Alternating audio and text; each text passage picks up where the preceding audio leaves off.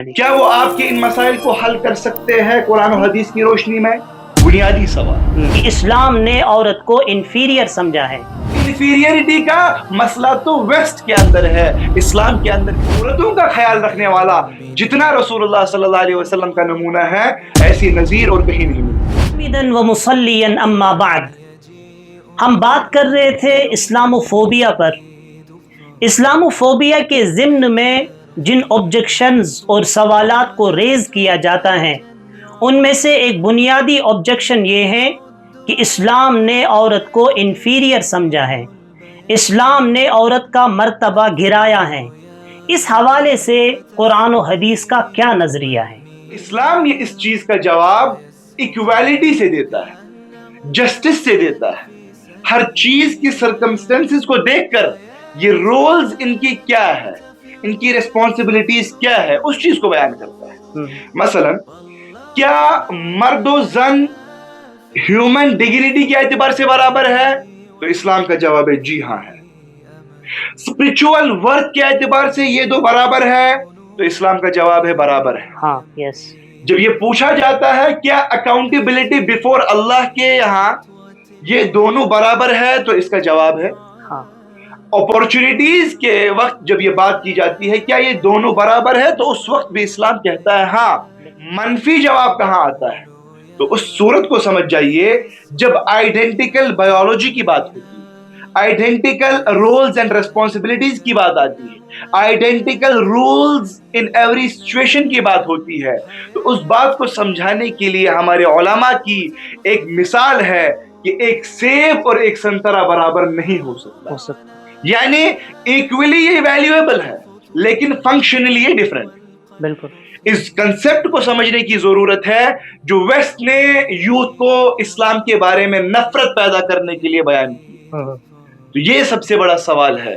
سب سے پہلے feminism, equality, justice کو سمجھنے کی ضرورت ہے۔ اسی حوالے سے یہ سوال اٹھایا جاتا ہے کہ اسلام نے مردوں کو زیادہ حقوق دیے ہیں اور عورتوں کو کم حقوق دیے ہیں، بالفاظ دیگر اسلام نے عورتوں کو دبایا ہے۔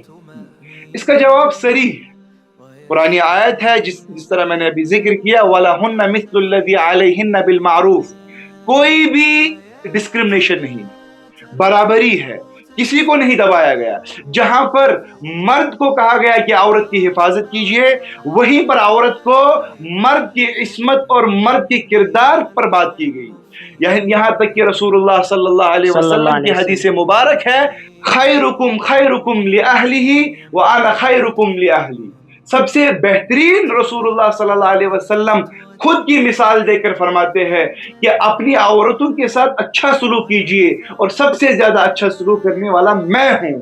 تو عورتوں کا خیال رکھنے والا جتنا رسول اللہ صلی اللہ علیہ وسلم کا نمونہ ہے، ایسی نظیر اور کہیں نہیں ملتی۔ یہاں تک کہ میں اس سے بڑھ کر آپ کو کہوں، آپ لٹریچر کی بات کریں گے، آپ بات کیجئے 13 سینچری کی، تو جتنی بھی کتابیں انگلش میں لٹریچر کے اعتبار سے لکھی گئی ہے، جب کسی عورت نے کوئی بک رائٹ کی یا لکھی ہے، اس وقت اس عورت کے نام کو چھپایا گیا ہے۔ یہاں تک کہ تاریخ میں یہ بھی ملتا ہے کہ جن عورتوں کے اندر یہ صلاحیت تھی کہ وہ کتاب لکھے، ان کا نام آج ان کتابوں میں اوپر کور پیج پر مردوں کی مشابہت رکھتا ہے۔ اینڈریو ایک قسم کا ایک میل نام دکھتا ہے لیکن وہ فیمیل ہے۔ اس بات کو دکھانے کے لیے کہ یوتھ کمیونٹیز پڑھنے چاہیے، جب وہ یہ دیکھتے تھے کہ یہ کسی عورت نے لکھی ہے، تو انفیریئرٹی کا مسئلہ تو ویسٹ کے اندر ہے، اسلام کے اندر انفیریئرٹی اینڈ سپیریئرٹی کا جو میٹرک ہے، جو بنیاد ہے، وہ جنڈر پر ہرگز نہیں۔ یہ بات واضح طور پر ہمارے سامنے آ گئی اور حقیقت واضح ہو گئی۔ اب ایک اہم اور بنیادی سوال یہ ہے کہ اس پیغام کو یوتھ تک کیسے پہنچایا جائے، اور جو اس دلدل میں، اس فکری انحراف میں پھنسے ہوئے ہیں، ان کو کیسے نکالا جائے۔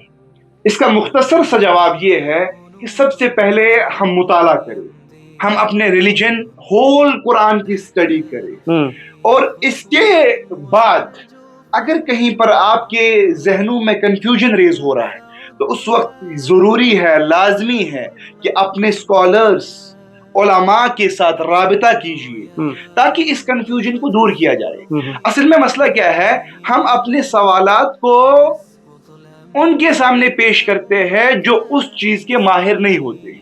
ہاں تھوڑی بہت علمیت وہ رکھتے ہیں، ان کے اندر نالج ہوتی ہے، ضروری نہیں ہے کہ ہر سوال کے جواب آپ کو ان کے پاس ملے، بلکہ ہر سبجیکٹ ہر فیلڈ میں اپنا اپنا ایکسپرٹ ہوتا ہے۔ ان کے سامنے اپنے سوالات کو رکھیے، اپنے کنفیوژنز کو رکھیے تاکہ آپ کے کنفیوژنز کو کلیئر کیا جائے، تاکہ آپ کے سامنے صحیح تشریحات کو بیان کیا جائے۔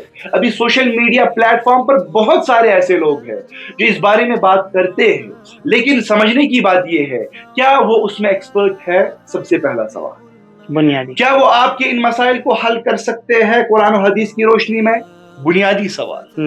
تو ان چیزوں کو سمجھنے کی ضرورت ہے، رابطہ اور کنٹیکٹ اسکالرز کے ساتھ ہو، ایکسپرٹس کے ساتھ ہو، تاکہ جب بھی کہیں بھی کبھی بھی ایسے سوالات کو ریز کیا جائے، متاثر ہونے کی ضرورت نہیں، بلکہ ان کو متاثر کرنے کی ضرورت ہے، ان پر اثر ڈالنے کی ضرورت ہے کہ نہیں، قرآن و حدیث کی یہ صحیح ترجمانی آپ نہیں کر رہے۔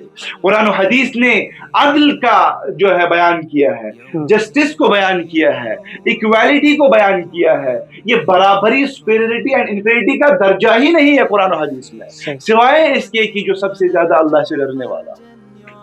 جزاک اللہ خیرہ۔ اسلام فوبیا کے حوالے سے اور بھی کئی آبجیکشنز ہیں، اب ہم نئے ویڈیو میں ملیں گے ایک اور نئے آبجیکشن کے ساتھ۔ ضرور، انشاءاللہ۔ السلام علیکم۔